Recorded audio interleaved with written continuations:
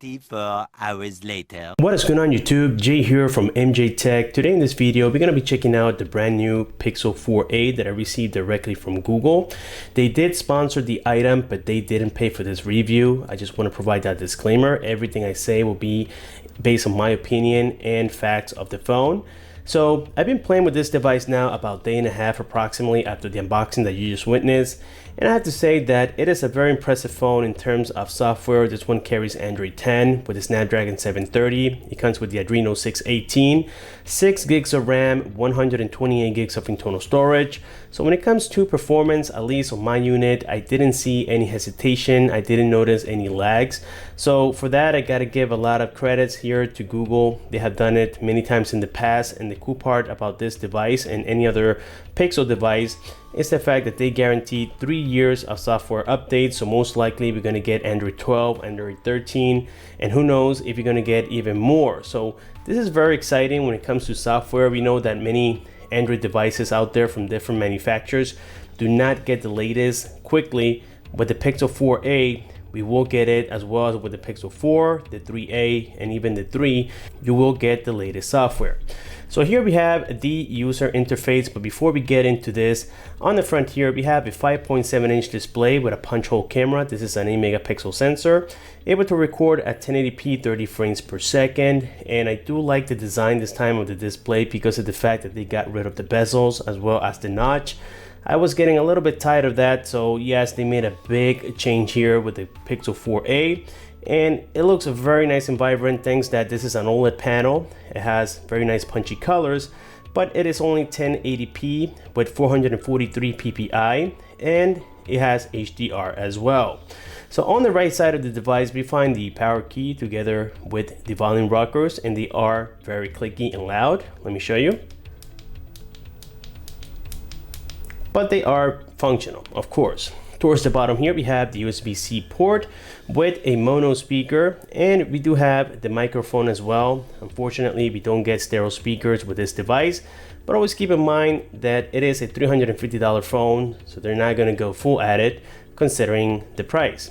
So we do have here the SIM tray, and this is cool because we do have dual SIMs on here based on the IMEI that I just saw. And unfortunately, I don't have my SIM card on here yet.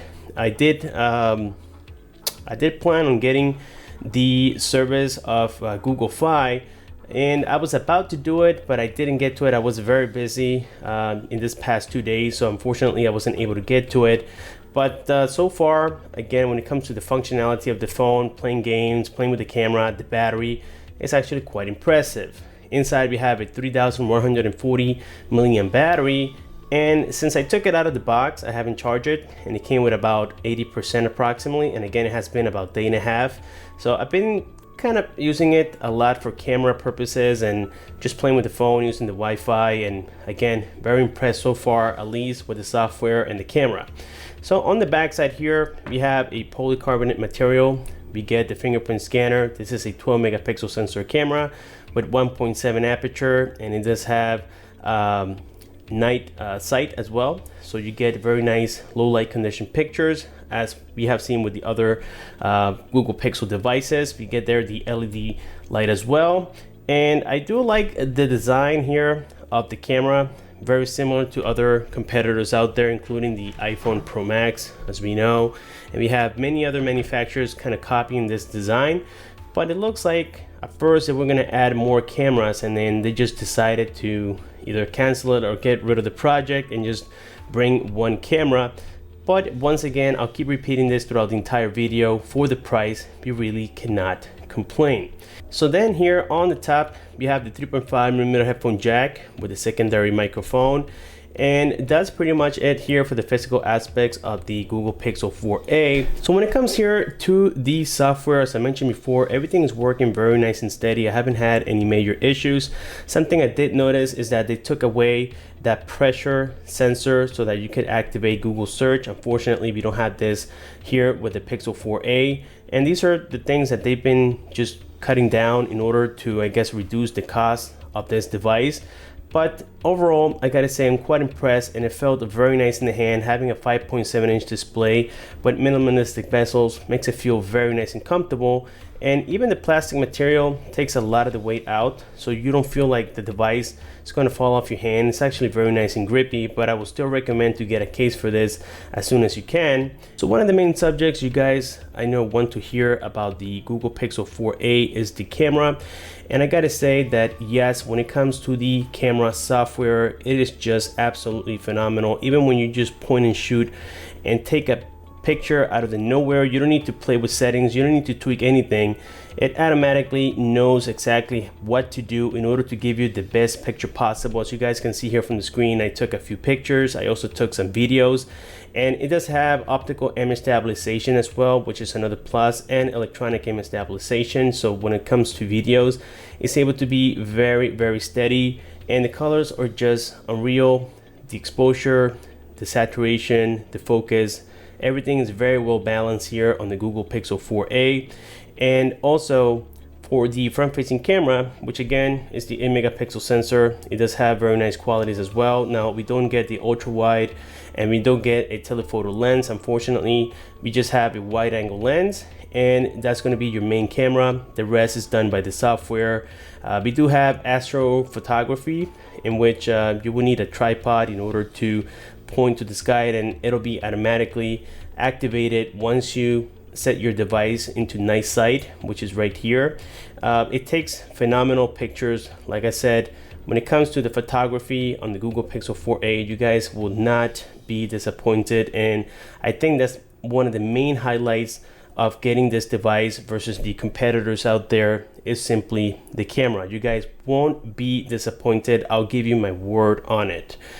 For the rest, this is just another Android device. Of course, I'm not going to jump into the details right now, but everything has been working quite great. Here I have YouTube so that we can test some video, something that we can check out here so that we can see. Let's go here into the library.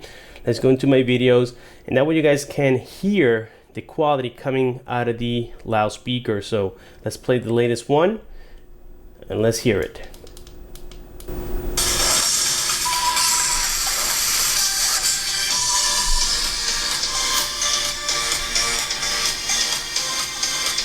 What is going on YouTube? Jay here from MJ Tech. Today coming with another unboxing and review of the AirPods Pro replica. And at this point, a lot of you guys are going to say, Jay, when are you going to get over it? Well guys, the reason I keep making videos of the latest one that get released from China is because they keep adding more and more features, just like the original one has. For example, on all my other replicas for the AirPods Pro, even though the speaker doesn't sound bad whatsoever, it does get muffled very easily if you place your finger accidentally on it. And also, it doesn't give you that stereo experience. It is hard to explain in the sense of words, but when you're listening to a video, you can definitely tell the difference between a higher end device like a Samsung phone or even the iPhone 11 Pro Max, devices that have stereo speakers, and you go into the Google Pixel 4a, you will definitely notice the difference. And that's something that, well, at least me personally, coming from higher end devices, maybe it's because I've been spoiled with it, well, I do feel the difference, and I don't necessarily like it. But now what I do like, as I mentioned before, was the camera quality. I think that, well, depending on what kind of shots you're doing, it could compete very easily with higher end devices, in my opinion. When it comes to the fingerprint scanner, I wasn't disappointed whatsoever. It reads it all the time and it's really easy to set up. And here we can see that demo right now. So I'm turning it off and just placing my finger on the back side here, and as you guys can tell, it is very responsive. So on the fingerprint side, I give a thumbs up to Google. Under the sunlight, the Google Pixel 4a does quite well at max brightness. As you guys can tell, I tested it on the middle of the day with the sun directly to it, and I could still see everything on the screen. So that's an indication that yes, it is a high-end quality display, OLED panel, and it has amazing brightness, something that I was looking forward to. This being said, I think that now we have done here the unboxing and the overview of the Google Pixel 4a. If you guys want a specific videos, please let me know in the comment section below. And by the way, even though this is not even on the Google market any longer on the Play Store, I still downloaded it just to give you guys a reference on the scoring. So this gave it a score of 278,000.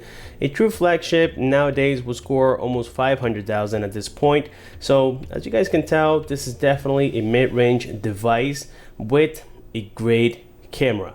So with this being said, let me know down below what you guys think about the Google Pixel 4a. Will you buy it? Will you pass on it? Let me know. Thank you so much for watching, and I'll see you on my next one.